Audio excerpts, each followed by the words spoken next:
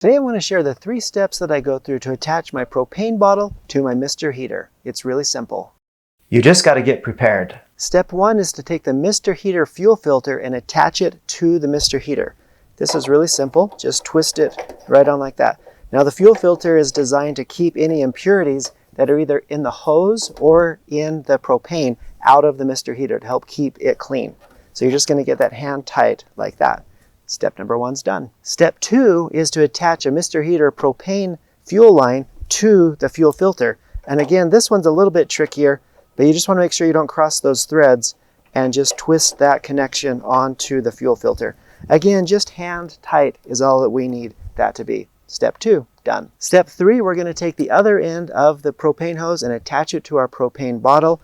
Now this one is actually going to be going counterclockwise or lefty-loosey to get it on there. Because if you're going righty-tighty, it will never go on. And just get that as tight as you can with your fingers.